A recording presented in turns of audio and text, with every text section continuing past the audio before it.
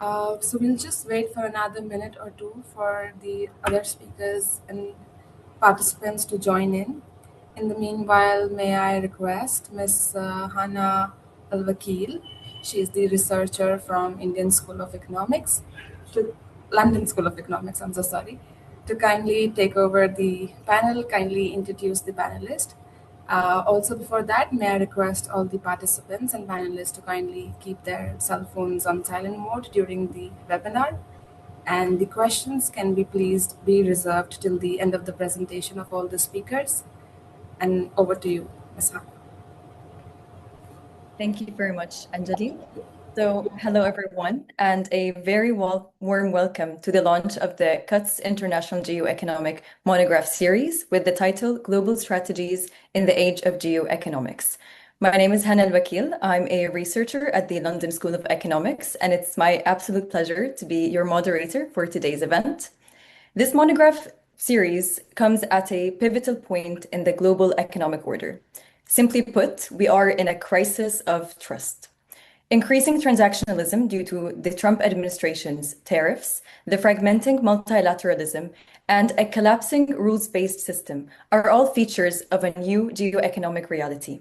One that takes economic interdependence not as a tool for collaboration, but as a weapon for geopolitical gains. This leaves us with two important questions. First, what opportunities and challenges does this create for the global south and for emerging economies? And more importantly, how can we strategically navigate this new global landscape? To answer these questions, we're delighted to be joined by a distinguished group of contributors whose work navigates the realms of trade and financial governance, energy and critical minerals, all the way to technology, connectivity, and infrastructure.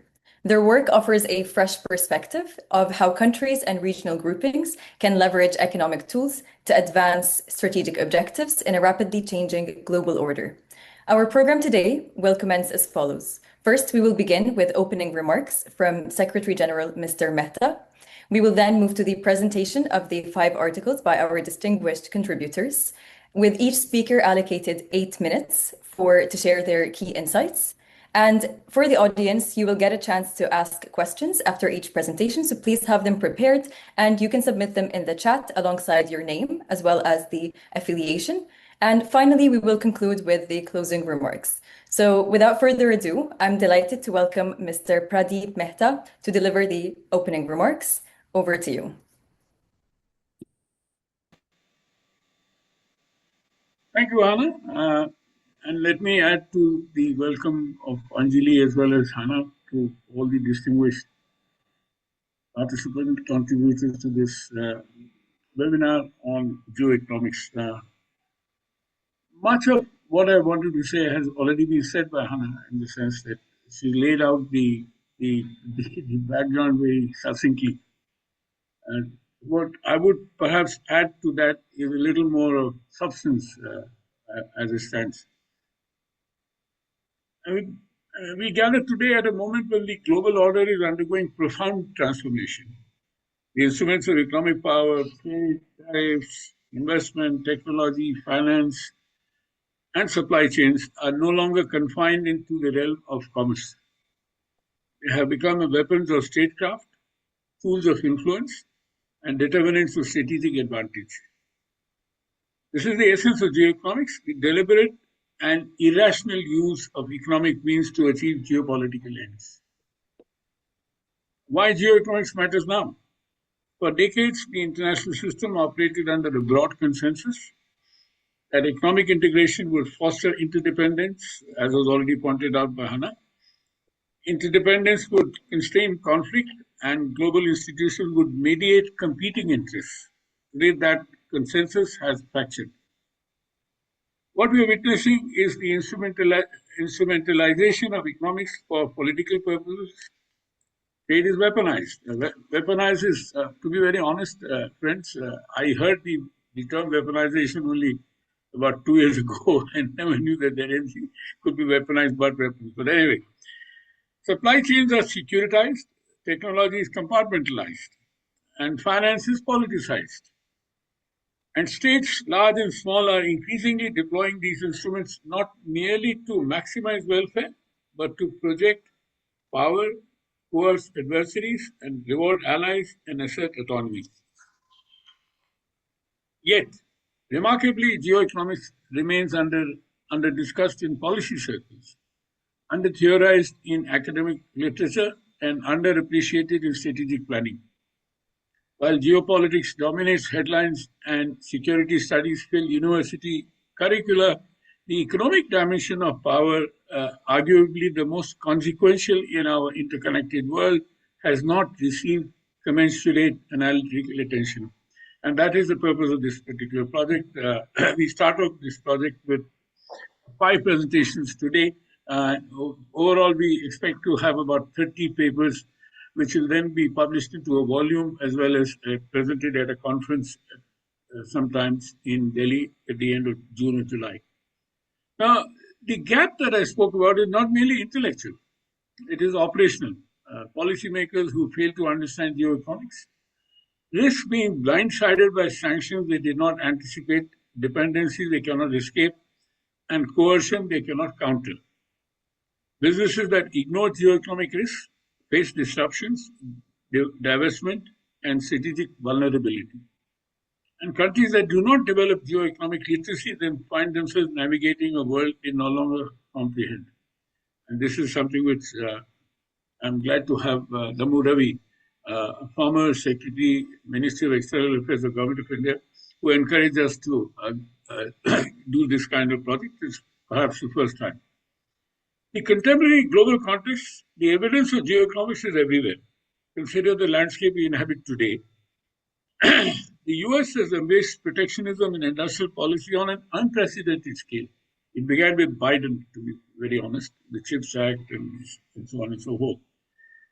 The Trump administration's tariff wars targeting steel, aluminum, and a vast range of Chinese imports signal a departure from decades of trade liberalization.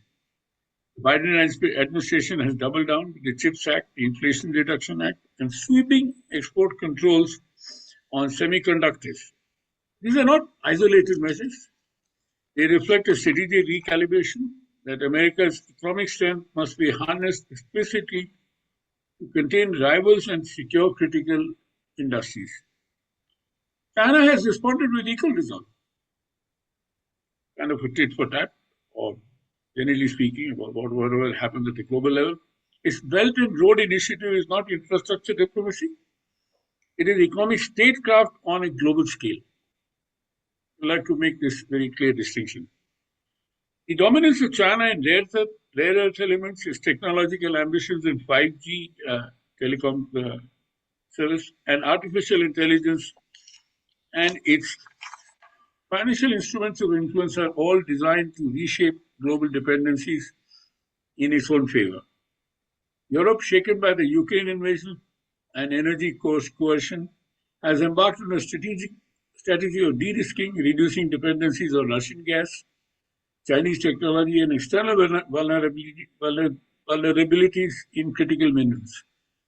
European Union's economic security agenda now rivals its single market in strategic importance. Meanwhile, sanctions have become interesting to note EU's shift, paradigmatic shift from single market to including now having a single security agenda. This is evolving. Now, meanwhile, sanctions have become the foreign policy tool of choice. Russia's invasion of Ukraine triggered the most extensive sanctions regime in history, cutting off banks, freezing reserves, and severing supply chains. Yet sanctions are no longer confined to rogue states. They are now deployed routinely against corporations, officials, and even technologies deemed threats to national security. Supply chains, once optimized for efficiency, are now restructured for resilience and strategic autonomy. Friendshoring, nearshoring, and de-risking have again become part of the policy lexicon. Here's again, these 3 words are new to me, only since a couple of years that I've come to know. The pandemic exposed vulnerabilities. Geopolitical rivalry has turned those vulnerabilities into liabilities. And technology has become the ultimate battleground. The contest over semiconductors, artificial intelligence, quantum computing, and digital infrastructure is not about innovation alone. is about who writes the rules, who controls the platforms, and who shapes the future. Friends, just a few days ago, we had a huge AI global summit in India. 20 leaders of countries had participated. Prominent among them was Macron from France and Lula from Brazil. And nearly about 350,000 participants in that huge conference. Many times there were little breakdowns and so on. But it shows the kind of changing understanding about many of these issues as to how they and this is the time when I also learned a little more about AI as against what I knew before. I mean, I know what AI is, but to get into the deeper understanding, people are still afraid about what AI is going to do, or what is it going to end up doing. Anyway, I mean, so today is the age of geoeconomics, an era where economics is inseparable from strategy, where markets are arenas of contestation, and where every trade agreement, investment decision, and technology standard carries geopolitical weight. The uniqueness of the CUTS project, this geo-governance project, is that we launched, in this background, we launched this monograph series. This initiative is distinctive in three respects. First, it is comprehensive and structured. We are not producing occasional papers or ad hoc commentaries. We are undertaking a systematic region by region, theme by theme examination of how states and blocs are deploying economic instruments to advance strategic objectives. From East Asia's technological rivalry to Europe's de-risking strategies, from Africa's critical mineral governance to Latin America's resource nationalism. From the Indo-Pacific connectivity contest to global debates over multilateral reform. This series will provide granular, evidence-based analysis against the full spectrum of the geoeconomic world. Second, it is rooted in the global south perspective, particularly from India. Much of the existing literature on geoeconomic emanates from Washington, Brussels, or Beijing. It reflects the priorities, anxieties, and strategic calculations of great powers. But what about the rest? How do emerging economies navigate a world where economic dependencies can be weaponized? That is the question. How do middle powers assert economic assert agency when caught between rival blocs? How do resource-rich nations balance sovereignty with investment needs? These questions demand answers grounded in the lived experience of countries that are not rule makers but rule takers, and not hegemons but hedgers. CUTS International, with its roots in India, though we are globally situated, and its networks across the globe, is uniquely positioned to provide this perspective. Third, it is forward-looking and policy-relevant. We are not content with describing the world as it is. We aim to identify emerging risks, assess strategic choices, and propose actionable policy recommendations, implementable recommendations. Each monograph will conclude with scenarios and policy pathways, helping governments, businesses, and multilateral institutions to navigate the geoeconomic landscape with greater foresight and strategic clarity. This is not an academic exercise for its own sake. This is research in the service of better policy making, evidence-based policy making. There are interlinkages between economics and geopolitics. Let me be clear about the core premise of this series. Economics is no longer separate from geopolitics. The artificial boundary between these domains, one concerned with markets, the other with security, has collapsed. Trade policy equates to foreign policy. Choices to free trade agreements reveal political alliances, while tariffs reflect strategic distrust. Domestic subsidies signal strategic intent. Investment is analyzed through a security lens, with FDI in critical sectors prioritized for its strategic implications. Technology flows are similarly controlled, with export restrictions highlighting geopolitical competition. Finance has also become a tool of geopolitical power. I mean, the example of the earlier point which I made is the critical minerals. There's kind of a mad race all over the world as to how to do it. China has been able to use critical minerals as its leverage to get Trump down on his knees. So now Trump is talking about G2. And this is some new fancy jargon which is not sort of emanating. The fusion of finance has also become a tool of geopolitical power, where systems like SWIFT enable coercion. SWIFT is that intercountry payment system, and central bank reserves can be frozen. Development finance, including infrastructure and climate investments, is assessed for geopolitical alignment, complicating issues of influence and control. This fusion of economics and geopolitics presents new challenges, where benign dependencies can turn coercive and economic cooperation can devolve into rivalry. The purpose of today's webinar and the way forward. Today marks the beginning of a sustained conversation. We are launching the first set of monographs, but this is not a one-time event. It is the start of a quarterly series that will unfold over the coming years, culminating in a comprehensive compendium and an international conference in India. Each webinar will serve as a platform for presenting research, fostering dialogue, and engaging with diverse perspectives. We welcome scrutiny, debate, and constructive criticism. Our aim is not to impose conclusions, but to enrich understanding. We do not claim to have all the answers, neither any of you have, but we are committed to asking the right questions. The questions we confront are urgent. How should middle powers respond to economic coercion? What strategies? When I say about middle powers respond to economic coercion, there's already a discussion going on in Geneva, for example. Mr. Mehta, if I may come in for a second, I'm just mindful of the time. So if you could please wrap up in the next 30 seconds or so, that would be great. Thank you so much. Fine. So 30 seconds, fine. Maybe give me 3 minutes or 2 minutes. Hannah, thank you very much. Now, as we speak, there's already a discussion in Geneva to have a WTO without the US, where middle powers and what is called the coalition are willing. So things are happening. It's not as if they're not happening. These are not hypothetical dilemmas. They are live policy challenges confronting governments today. And the quality of responses will determine whether we navigate this era with resilience and foresight or stumble through it with uncertainty and vulnerability. Let me conclude, Hannah. The observation, the 21st century will not be defined by military confrontation alone. It will be shaped by economic statecraft, by who controls critical technologies, who secures essential resources, and who sets the rules of trade, and who commands the instruments of finance. Kutch International's monograph series on global strategies and the age of geoeconomics represents our contribution to this vital conversation. It is evidence-based, policy-relevant, and grounded in the realities of emerging economies. It is research that matters. I thank you all for joining us today. I look forward to the presentations, the discussion, the partnership that will emerge from this initiative.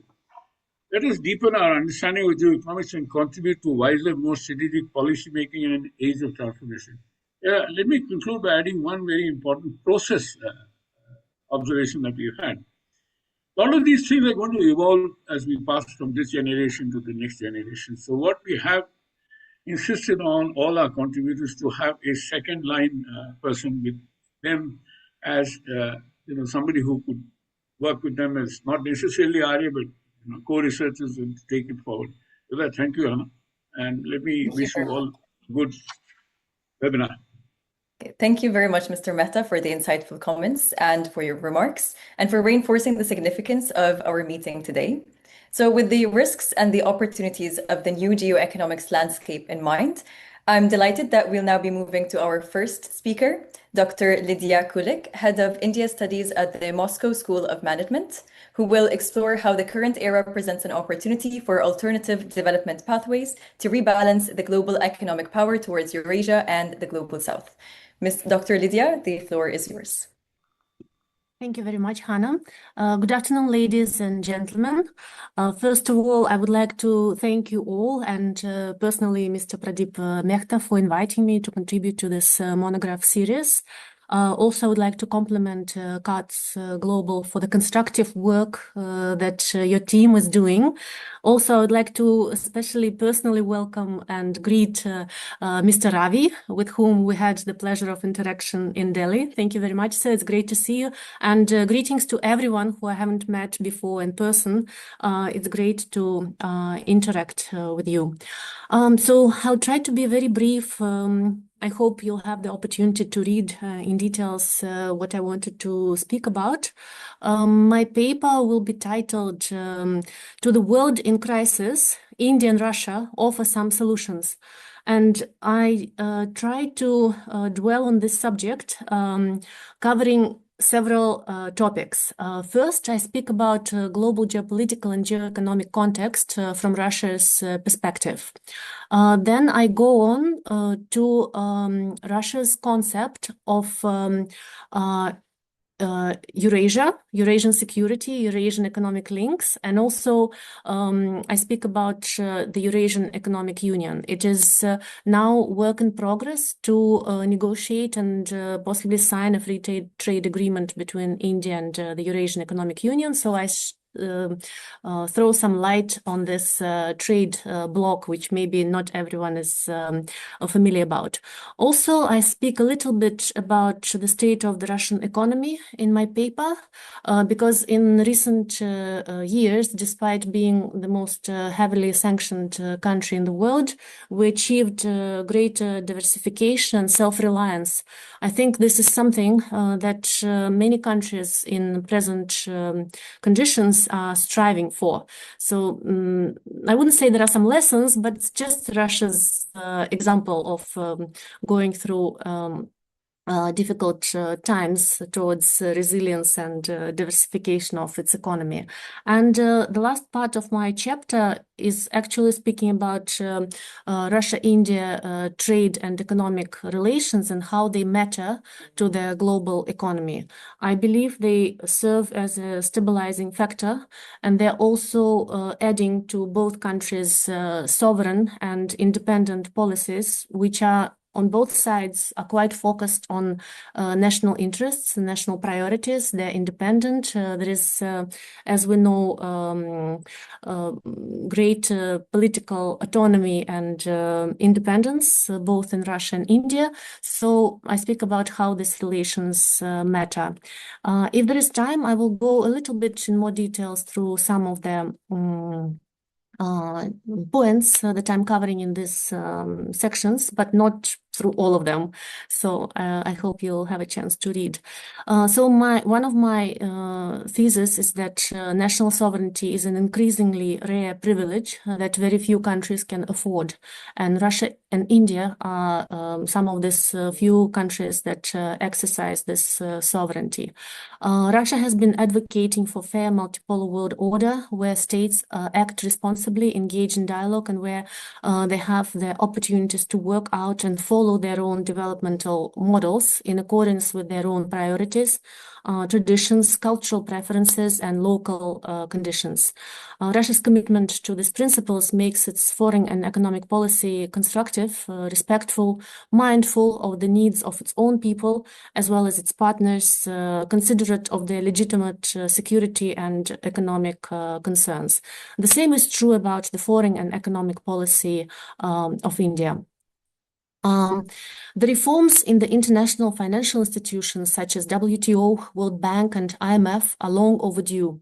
The developing nations are poorly represented and have no say in their decisions. Their management structure does not reflect today's economic realities, where the economic power is shifting to the global south, and countries like India become the locomotives of the global economy in the coming decades.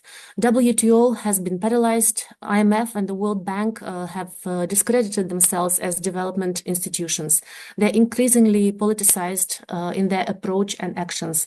In the atmosphere like this, countries like Russia, India, and many others are looking for alternative platforms for credit, for access to capital, for investments, and so on. The international economic realities have entered the phase of fragmentation after decades of globalization and the world being flat. Free trade, immigration, liberalization of markets have been on the banners of the Western actors for decades until they started losing on this field of their own creation, where they had thought they would be only winning. Mounting sovereign debt of most of the so-called developed countries pushes them to the verge of fiscal collapse. While the developing world is in dire need of investments, borrowings of the developed world are hitting all-time record levels. It is only the monetary printing press that keeps them going. Weaponization of the dollar, however, leads to escapism into gold as the only time-tested hedge and commodity. Resources and territory are again in highest demand. Global trade is under the threat of new tariff wars, sanctions, and technological restrictions. It is experiencing a major crisis of openness. And I would, of course, agree with Hanna in her opening statement that another crisis that we're facing in inter-nations relations is the crisis of trust. Another important phenomena that came about as the result of tectonic transformations of recent years is the emergence of global majority, or rather, as we call it in Russia, it's a term that has become quite popular in our discourse. It's world majority. Contrary to earlier interpretations, it does not imply ethnicity, race, or income level of nations. It includes more countries that are usually defined as the global south. It includes countries so different from one another that they can hardly be grouped at all. Nevertheless, what is common between them is that they do not wish to be dragged into the rivalry of the great powers and bloc politics. They demand respect for their rights and interests, fair access to technologies, connectivity, education, investments, and financing. They act pragmatically, pursuing their national interests. They are also in search of new development models, since the old ones no longer have credit. Some of the countries of global majority, such as India and Russia, move forward rather successfully with their own developmental solutions, focused on sustainable economic growth, social inclusion, and democratizing innovations. As I mentioned, the main key point of my Russia section is that we're also moving towards diversification and self-reliance. The drawback of this movement is that we are more and more confined to our own market, which is not so small. We're still number 4 in purchasing power parity GDP globally. But of course, while moving towards self-reliance, at the same time, we need to build links with like-minded countries. And I will conclude with a few statements about BRICS, where trade and economic relations are actually gaining space in the list of priorities. Speaking about BRICS, in India, of course, 2026 is marked as the year of chairmanship of this club, which is gaining prominence and importance, particularly in the last couple of years, under the pressure of global circumstances and hegemonic powers. It is now a club of 10 countries, and 11th country, Saudi Arabia, is considering membership. There is also a format called BRICS Plus, where BRICS partner countries are now included, and there is a waiting list of members to join. And most probably, next decisions about enlarging this club will have to wait. For now, the club is quite large, and the new mode of operation, which has always been based on consensus, needs to be set up. The importance of BRICS for India is likely to grow, particularly, as well as Russia, of course, particularly in its economic component, as an alternative platform and range of potential new destinations for India's exports. Because India has faced the task of diversifying away from few trading partners. It is also an important platform for Russia-India cooperation, as the club is working on the basis of consensus, mutual respect, and sensitivity to each other's concerns.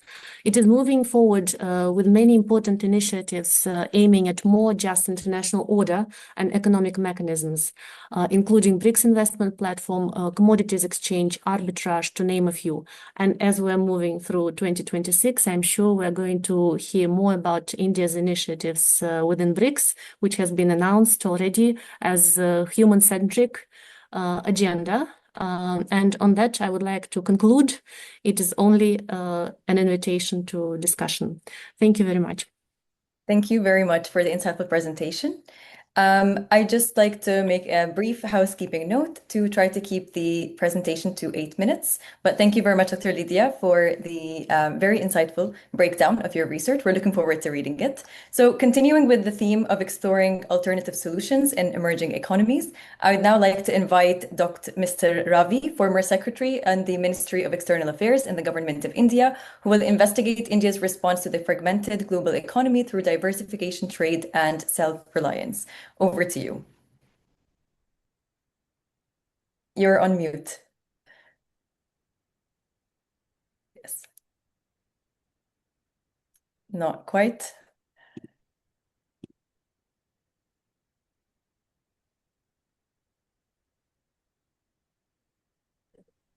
Yes, there we go. Yeah.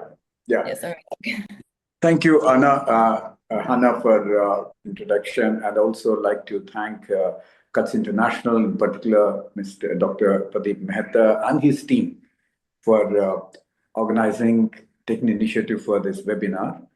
And also very nice to see Lydia Kulk on the screen today. I think I couldn't agree more on what has already been said. I think Mr. Pradeep Mehta has already set the tone, and Hannah also, you gave a very useful insights there. I think what is the takeaway here is that the distinction between the geopolitics and the geoeconomics is completely diminished. It's now almost like a one study we have to understand. And that also takes us to what is known as the foreign policy priorities, where the geoeconomics or the economic diplomacy is now to be seen as an integral to the foreign policy strategy in the 21st century. I think that's very important for policymakers as a takeaway. I think a lot of idea I don't want to touch because it would sound very repetitive, but I think increasingly we will see in the days to come protectionism being central to many of the countries in the 21st century. In their policies, they will have what is known as increasingly nationalistic approach to economics, trade, and supply chains. What we see here, the CHIPS Act, the Inflation Reduction Act, in previous time, now the MAGA concept, they all are a reflection of the fact that countries want to be, major countries want to be more protectionist. And this is, I think, coming also from the fact that there is a perception that globalization has not really benefited everybody. But that is, in my view, somewhat distorted understanding of how the globalization has evolved. Some countries have gone ahead, no doubt, but I think in general sense, trade has grown in the last 30 years by several times. The investments have flown across borders for several times, but of course, might be uneven at some places. Now, what do you do at a time when there is going to be increasing protectionism in the world? And this is precisely the topic that we are going to focus on. In my view, there's certain strategies we have to work, particularly the global South countries, which are the most vulnerable in this age of protectionism, in the age when the multilateral trade rules, multilateral rules in general are flouted. So you're going to see increasingly the vulnerability. The divide across nations will be even more steeper. And so the dependencies that globalization has created has also made them vulnerable. This is the current situation at this point of time. So few ideas I would like to share in terms of how do we go forward. One most important approach that we all can do in the global South and emerging economies is the diversification. It's a strategy to diversify so that you are less dependent. If you are less dependent, you are that much more strategically autonomous in the way we approach the international relationship. So one is markets. So in my view, including India and many other countries, we focused on few markets traditionally and felt that we were very comfortable in the market flows of goods and imports and exports. So that has to change. So new areas, in my view, first thing from India's perspective, our own neighborhood is very important. We have to integrate with our neighborhood even more strongly and deeply, and so that there's a greater exchange of trade between India and South Asia. Extended parts of India, in my view, is Africa, which is again extremely important market because the Indian diaspora is very strong there, 3.2 million people. So the linkages can effectively emerge. Then I can go on. The other circles around it, like the Eurasia, Lydia has mentioned, the Central Asia, Middle East, Latin America. These are the markets which for a long time we have neglected, and we need to develop them. And what is the advantage? These markets don't have strong regulatory framework as the developed West have, not even in terms of the standards that the developed countries have. So if you strategize well, it's easy to access those markets. What are the instruments that one would like to introduce here? I think a strong regionalism is very important. We have to consciously develop that strong regional grouping. BRICS, Lydia has already mentioned about it. In my view, I can add a few more. The SCO, the Shanghai Cooperation Organization, the Quad has to take more economic dimension, in my view. The India's interaction with ASEAN, interaction with the European Union, it's again a very important region for us, and many other regional groups where there is a possibility of greater economic integration in the global South countries is very, very useful strategy. The other instrument we should use, in my view, is the free trade agreements and also the trade deals. To the extent possible, we should have this instrument so that you're able to develop markets. At a time of disruption, the free trade agreements will open up the markets to different regions. So in the last decade or so, India has concluded about 8 to 9 FTAs, but I think the most significant one is with the European Union, which is a very high ambitious FTA, which covering several chapters. In my view, this is going to make a reform within India very strongly, and we will be able to set our house in order, improve our own standards, improve our regulatory frameworks. So it's a two-way. It's in my view, when you do an FTA, you also do automatically your own reform, your own improve your own competitiveness within the country to be able to access those markets. So FTA trade deals are all important. The third and fifth item that I would like to emphasize here is the technology. And technology is a game changer, and we have to be conscious of the fact that increasingly countries left behind in the technology game are going to see that being left behind. So the digital divide is expanding, and we need to see how we can narrow the gap.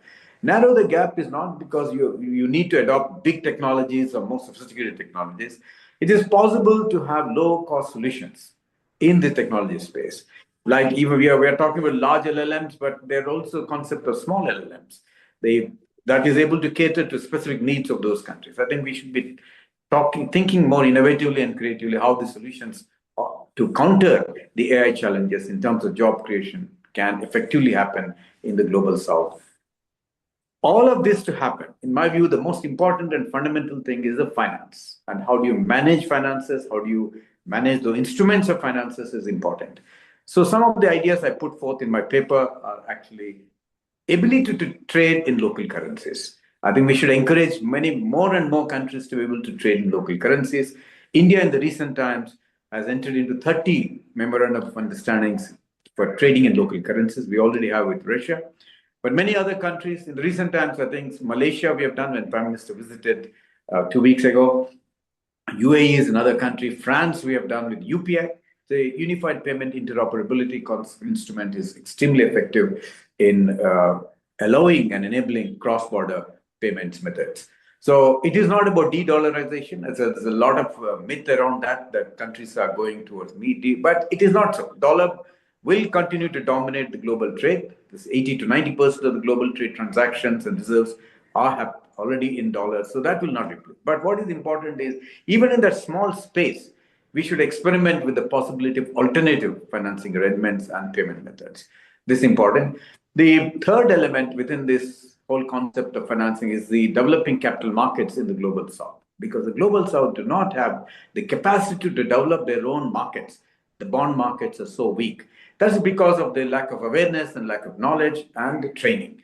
And somehow within our own global south, countries and emerging countries can help the global south to develop their own instruments of capital markets and raise their own capital instead of borrowing from hard currency and then having to repay and accumulate the debt. So there we have to find a solution to it.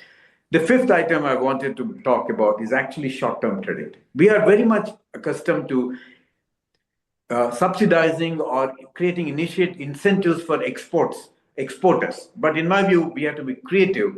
How do you do a demand pull from a country that is importing country? So short-term credit for importers. Put money in the pockets of an importer, enable them to import from countries within the global south and have a payment mechanism of a 92 duration or 120-day duration to pay back. This instrument can be extremely effective. The sixth item is the project exports. The greater number of projects we do in the global south is even better because then the goods are moving across the borders from one country to another, and that generates exports. And we have to focus more on that. And encompassing the whole thing, in my view, is be able to get the banking structures to operate. Sovereign wealth fund is very important. So if India is able to create its own sovereign wealth fund, it's able to provide access to that capital, sovereign wealth fund, to other countries, the global south, with interest subvention and other instruments or incentives. So again, going forward, the greater greenfield investment should go into the global south so that the private capital, which we have seen and experienced in recent times, is becoming increasingly extractive in the brownfield projects. So the conscious effort should be the policy correction to allow greenfield projects, and that requires another debate here. How do we make those changes in your own policy so that FDIs become more attractive and more responsible and create win-win situations? The last item I had in my mind before I close is actually low-cost solutions that India has successfully implemented in its own country, which is the digital public infrastructure, which is actually a game changer. It is empowering the common man to make changes at a scale unimaginable. And it has brought in transparency, predictability, and empowered the common man to be able to access a lot of the resources of the government and of the country. So this, I believe, is a low-cost solution, can be successfully replicated, customized to the local conditions in the global south. It is not that India alone can provide solutions, but I think many countries can put together to share the knowledge and technology amongst the countries in the global south so that you are able to effectively move forward. I think India... On that note, thank you. I would like to thank you very much. Thank you very much, and for this opportunity. We'll come back if there are any questions on it. Yes, absolutely. Thank you very much for the timely insights, particularly on diversification, regionalism, technology, and more importantly, financialization. I'm sure those are all things that we can delve deeper into once the article is published. And now moving from India and Russia, we're now going to travel to an integral actor in the global south, the role of South America. So I'd like to invite Mr. Bauman, economist at the Institute for Applied Economic Research in Brazil, who will investigate the opportunities and challenges facing South America's regional integration and ability to build their bargaining power in an increasingly fragmented order. Mr. Bauman, the floor is yours. And I'd just like to reiterate the strict time limit we have of 8 minutes, and I'll be interfering in the last minute just as a reminder. Thank you. Most welcome. Well, good morning, good afternoon, good night, wherever you are. And let me start by thanking Kutz and particularly Pradeep for inviting me for this project. We called our paper as South America's Fractured Geoeconomics, just to show the efforts that have been made throughout time in this region, the other side of the globe, and some of the outcomes. Let me start with the definition of geoeconomics. It's very difficult to define geoeconomics. There's a whole literature trying to define geoeconomics. Let me just stick to the geoeconomics being the logic of conflict applied to international economic relations. It's as simple as that. Having said that, the possibility of having influence on international scenario is limited to big economies. And if so, for middle incomes and low income countries, The alternative is to try and look for complementarity as a tool for allow for stronger negotiation power and defensive movement, so to speak. And in that regard, regional integration plays a role. And Latin America is probably the region where the issue of regional integration has been on for much longer than I think anywhere else. Since the 1940s, we have been talking about regional integration well before the Europeans. So I will make my presentation in three parts. One, I'll give a brief list of the efforts towards regional integration in South America. Then I'll briefly speak about the outcome of those efforts, and then talk a little bit about the potential, economic potential of this region. Now, starting with the 1960, the first regional integration experience was the creation of the Central America Common Market, CACM, in 1960, but as an outcome of efforts that started in the late 1940s. Then also in 1960, the creation of the Latin American Free Trade Association, LAFTA, envisioning the constitution of a continental free trade zone within 12 years. In South America, smaller regional blocks emerged thereafter. The Andean Pact was established in 1969. The Caribbean Free Trade Association, CARIFTA, was created in 1968, being replaced by the present Caribbean Community, CARICOM. LAFTA was replaced in 1980 by Latin American Integration Association, LAIA, with the same goal of establishing in the long run a regional common market. 1991, of course, Mercosur was created. In 2000, the South American leaders, worried about the infrastructure constraints, created the Initiative for the Integration of South American Infrastructure, the IIRSA, consisted of a portfolio of infrastructure projects. Ideological reaction to these initiatives led to the so-called pink tide, with the creation in 2004 of the Bolivarian Alliance for the Peoples of Our America, ALBA, led by Venezuela. In 2008, South American leaders created the Union of South American Nations, UNASUR, aiming at economic integration, coupled to cooperation in defense, technology, science, etc. 2011, Chile, Peru, and Colombia, along with Mexico, decided to create a new bloc, the Pacific Alliance, foreseeing totally free trade across members until 2020. With the progressive erosion of the pink tide and political polarization in 2016, UNASUR came to a standstill, and it was replaced in 2019 by a mechanism called Forum for the Progress and Integration of South America, PROSUR. There are hence three currents of thought in South American integration. A, the Bolivarian left. B, a moderate center aiming to institutionalize the economic, social, and political dimensions of regional integration. And C, a pragmatic view centered on strictly economic matters, seeking to expand commercial flows. Notwithstanding these initiatives, South America remains peripheral in world trade. The region accounts for about 5% of global GDP, but represents only 3% of total exports and imports. And interregional trade is well below the corresponding index found elsewhere. In 2023, most countries recorded a lower FDI to GDP ratio than in year 2000. Hence, South America's potential for attracting foreign investments is not being duly harnessed. Furthermore, all South American countries, except Guyana, have the population living predominantly in urban areas. Urban income in these economies is not only urban, but also highly concentrated. The richest 10% of the population absorbs between 30 and 40% of total income in every country in this continent. Why is that important? It's important because urban concentration facilitates the development of sectors such as manufacturing and certain services that contribute to this uneven distribution. And this is bound to affect public policies, as government needs to allocate substantial resources to mitigate the effects of inequality, reducing their capacity to invest in infrastructure and other areas.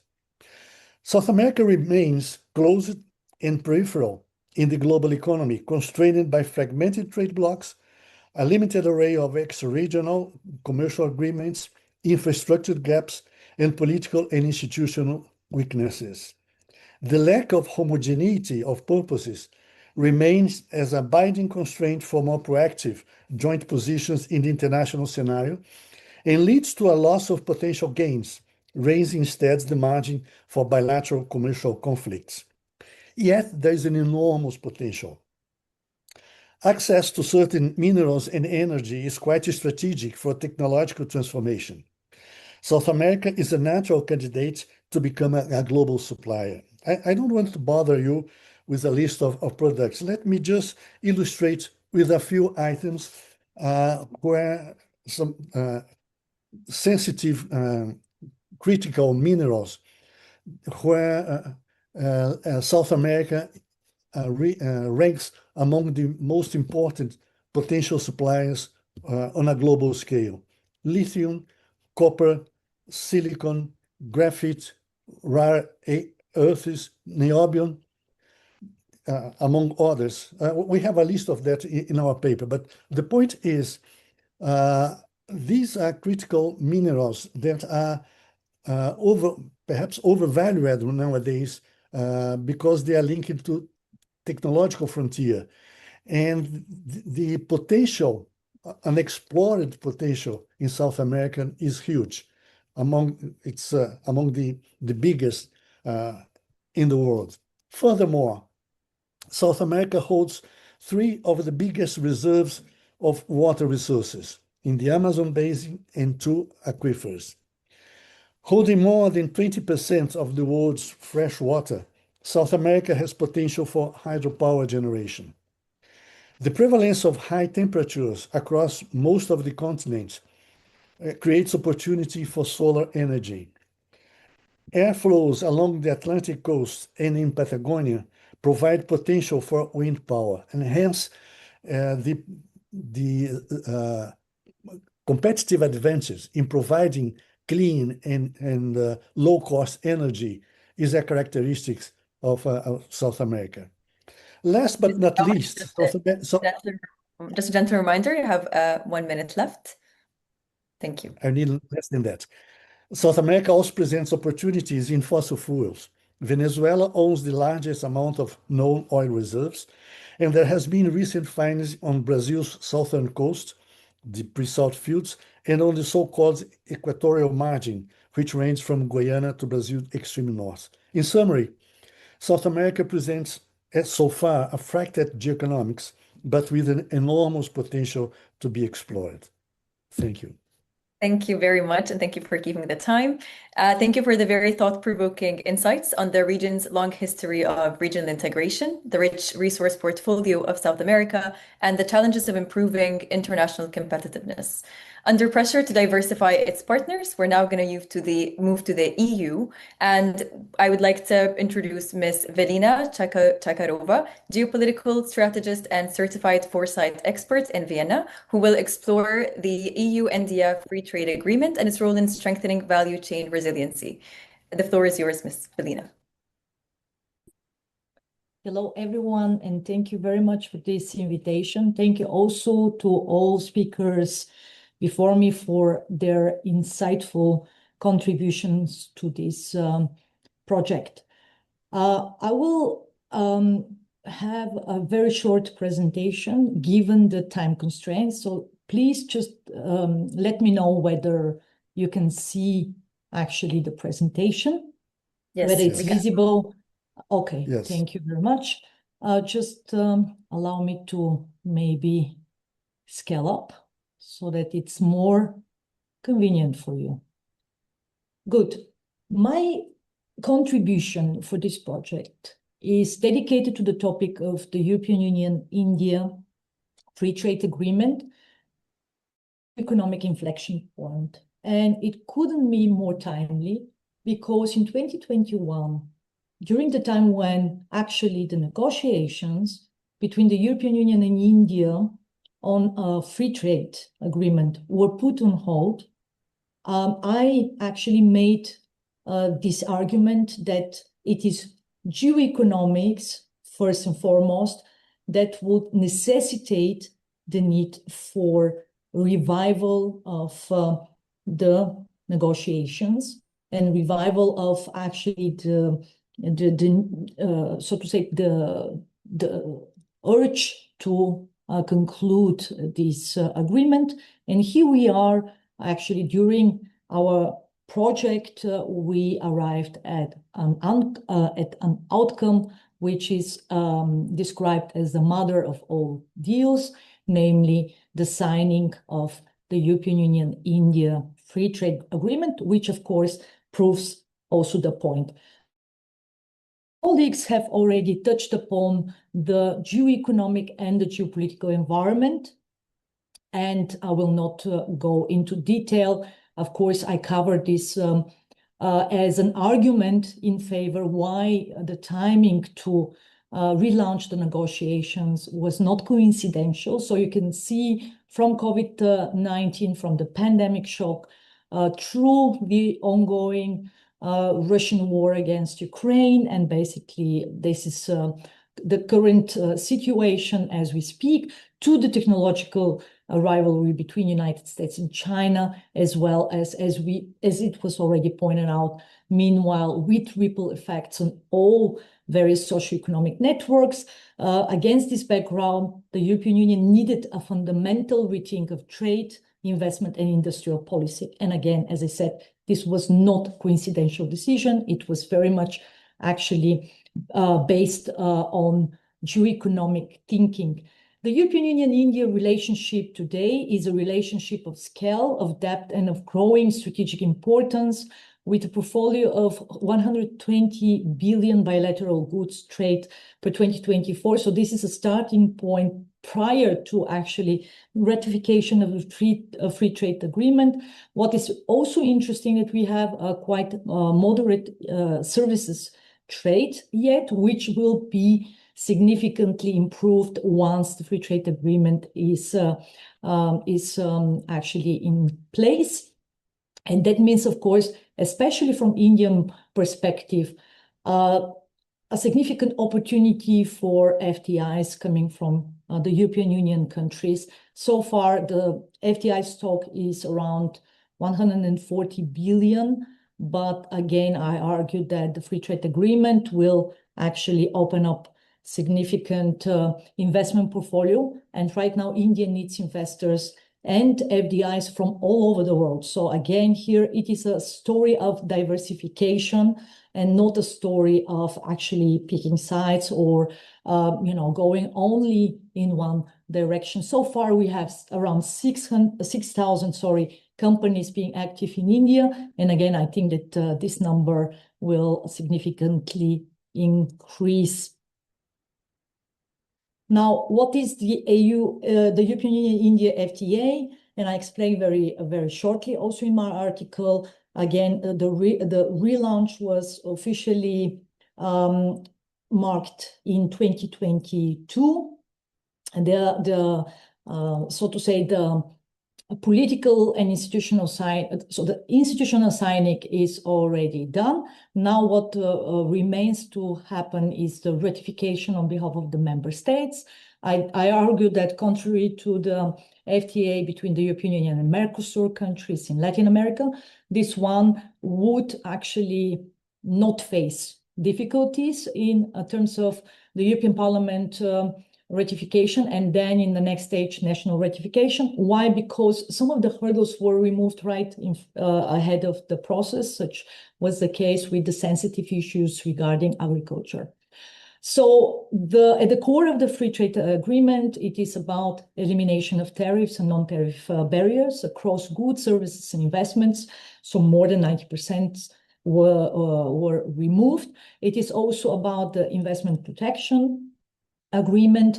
It is about the geographical indications which protect iconic products, as well as it is about strategic sectors with explicit commitments on semiconductors, pharma, green tech, digital infrastructure, and defense, which are the 5 sectors I also cover very shortly in my article. Again, why now? To me personally, again, as someone who has been dealing with geopolitical and geoeconomic trends for quite some time, the timing hasn't been coincidental at all. And we've heard from the previous speakers about how countries are currently using economic tools and economic statecraft to achieve strategic objectives, but also to navigate in this significantly volatile environment.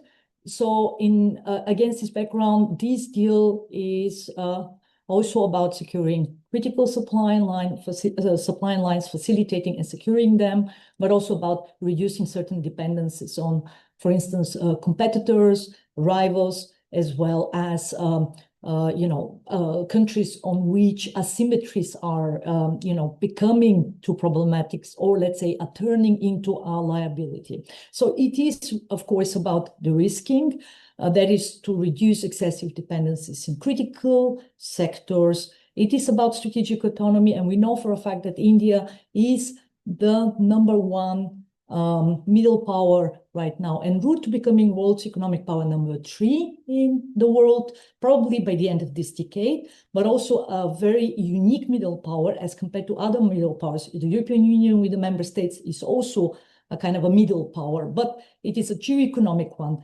India is a geopolitical bridge builder, actually operating in 2 very different power centers, which, of course, when we talk about the European Union, is still not the case, and it's not going to be the case also in the years to come. So in that sense, strategic autonomy is at the core of the statecraft of India, which is the capacity to make decisions freely, to ensure supply continuity, and to resist economic coercion.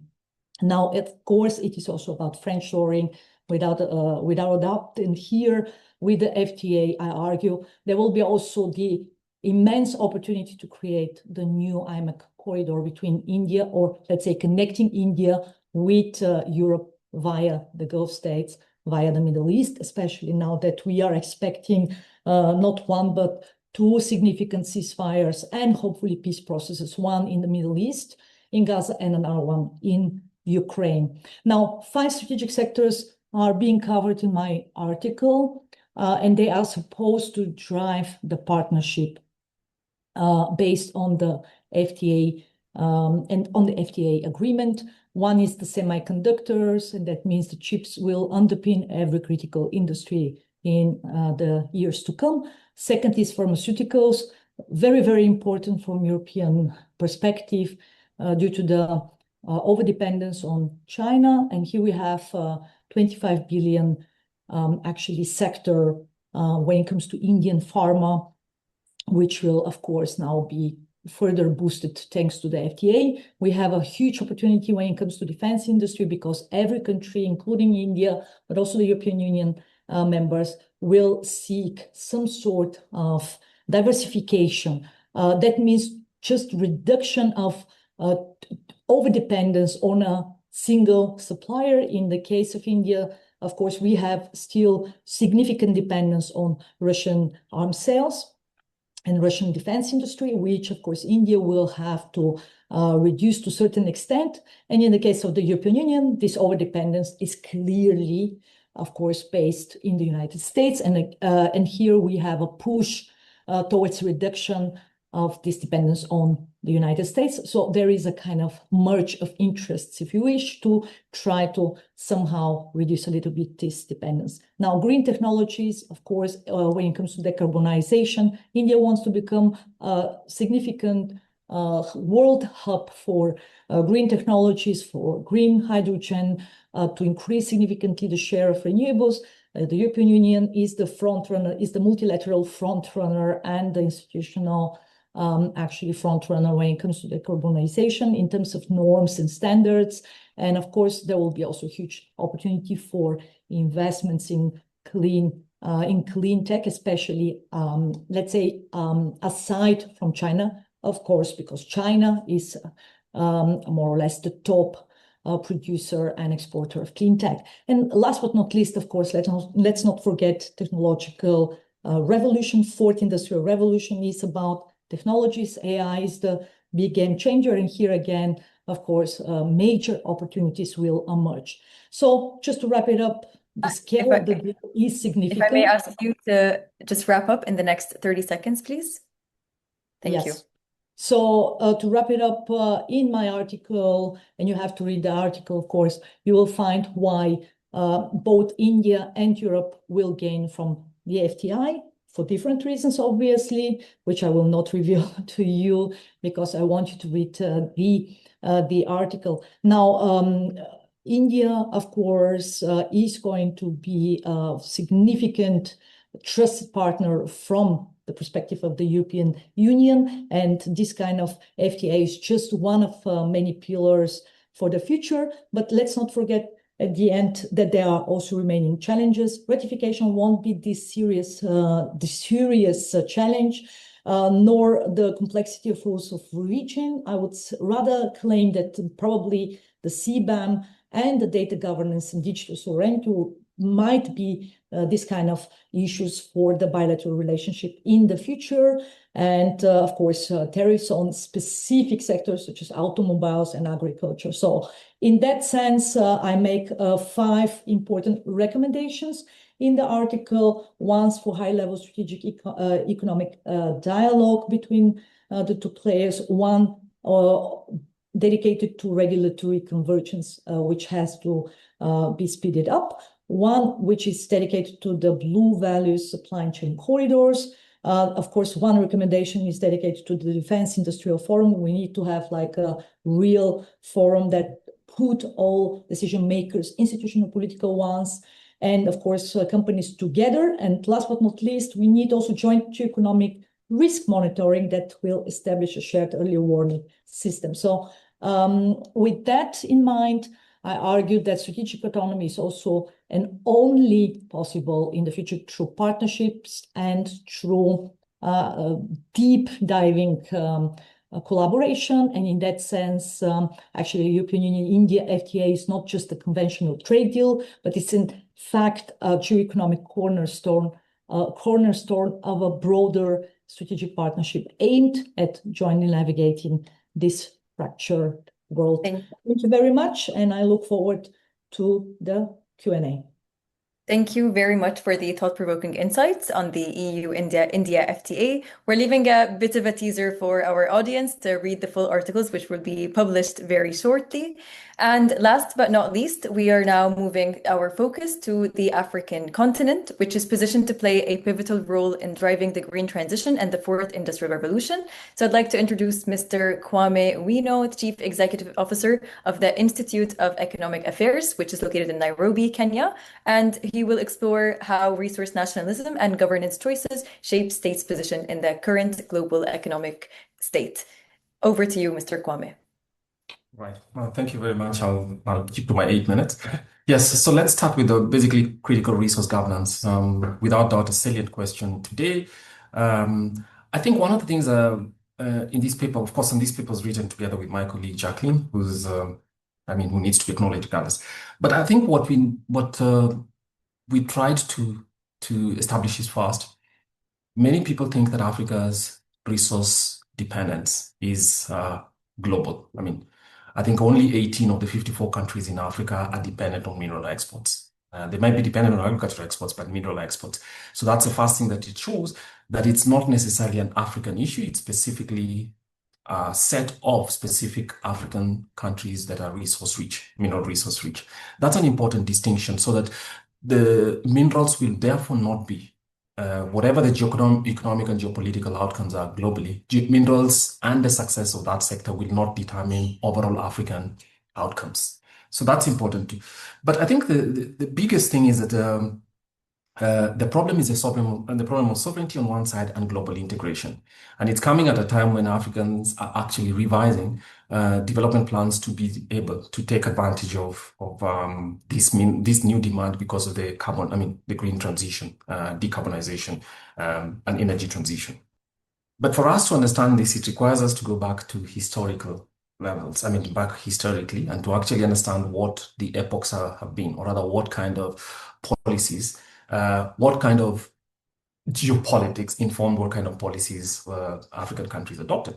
And upon independence in 1960, most African countries actually adopted a policy posture of resource nationalism.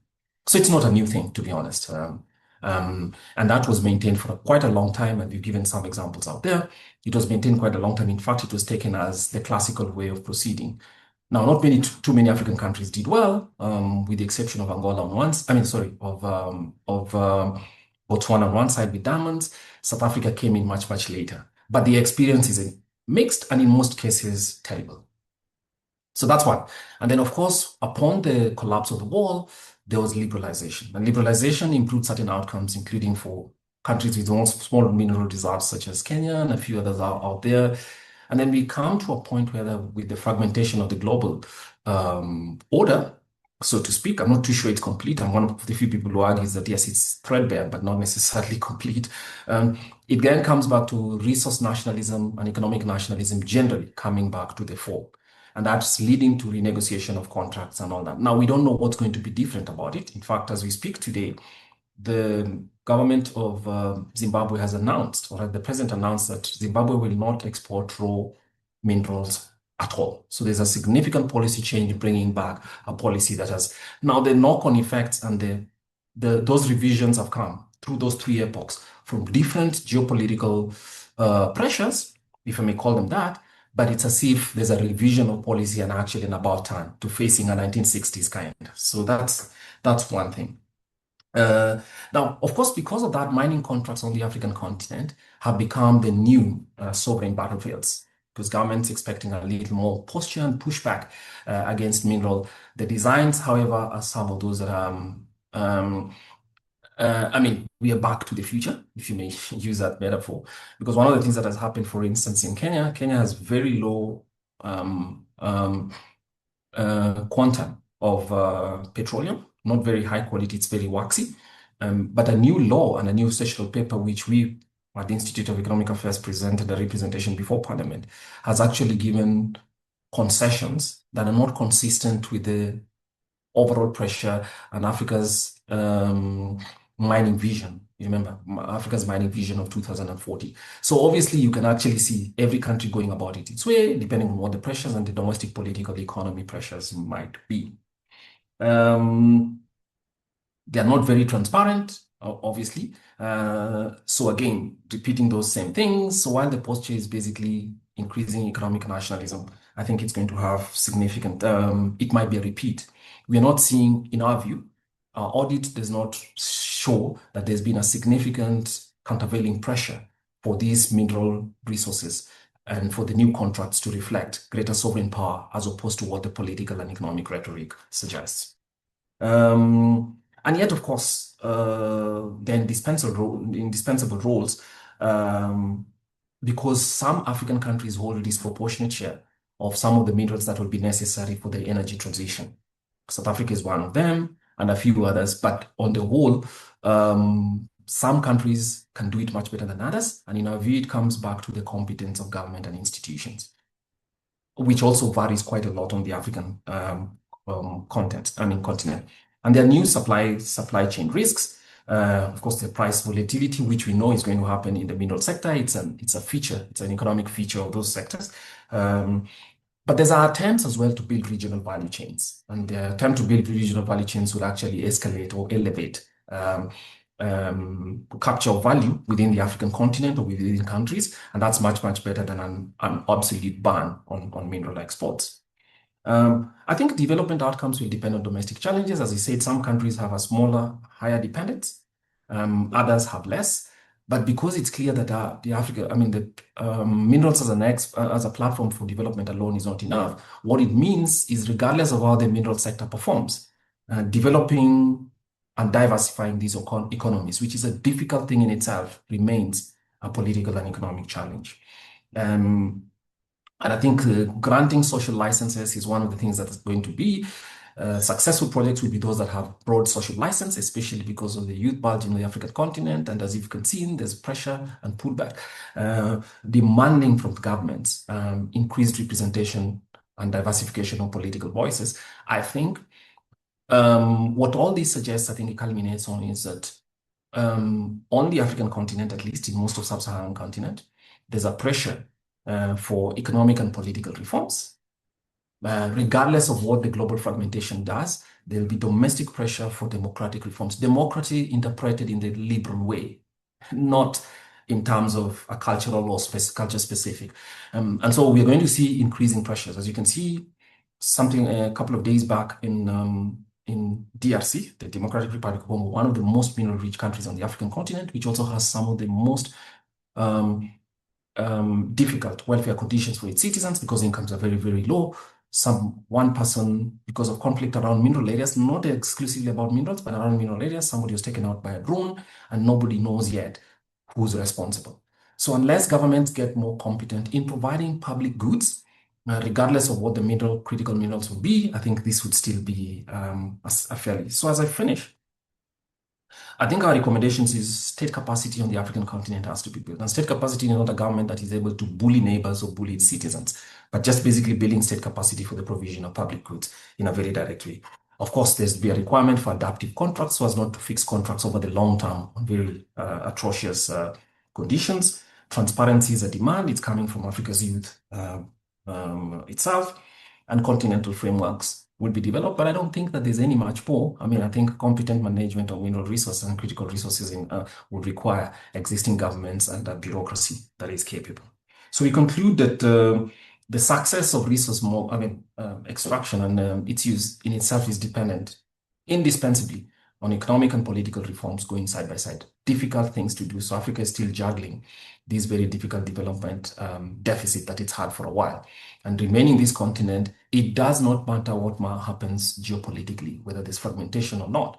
These are small and open economies. They'll not be able to move much, and perhaps some kind of strategic ambiguity on African continent, on the African continent, especially for countries, is an imperative. Thank you.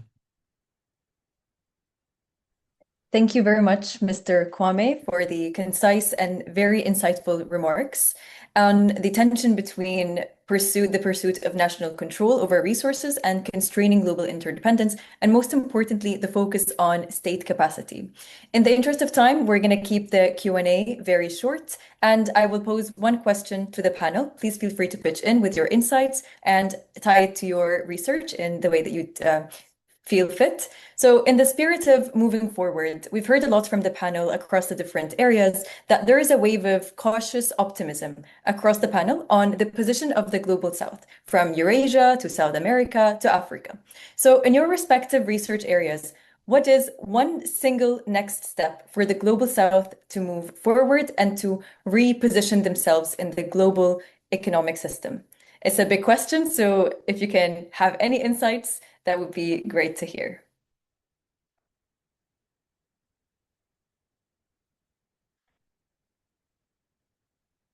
Mr. Baumann, would you perhaps like to pitch in? I think we are witnessing two opposite scenarios right now. One is the possibility of having military shocks and with a perspective of very worrying perspective of war, whatever. But at the same time, we are witnessing positive movement in response to the US tariffs and unpredictable trade policies and all the surprises, etc., which is the signing of significant agreements, be it the India European Union, be it the Mercosur European Union, and a number of other initiatives that are taking place, which probably would not take place if we didn't have this conflictive scenario. So the half empty part of the glass is this challenging scenario of the risk of broad war. The half full part of the glass is that maybe this situation might lead us to some set of initiatives in the positive way of uh, countries looking for new partners and in the limits leading to redesigning of multilateral agencies in the way that all of us would like to see in the short term. Thank you very much, Mr. Baumann. Do you have any other contributions from the panel? Well, let me chip in there, and I think I fully agree with Mr. Baumann's assessment. I think what really gives me a lot of positivity in the whole thing is resilience.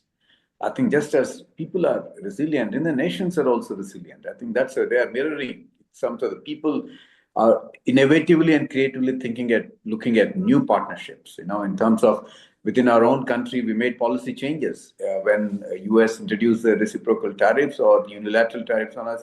We made our own domestic house setting, and then got in the demand to spur.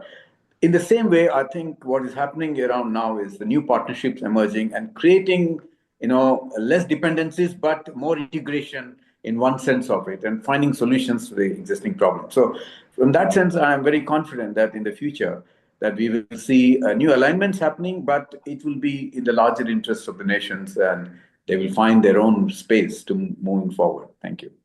Thank you very much, Mr. Ravi. And on that note, I think it's a great way to close our event today on a positive insight.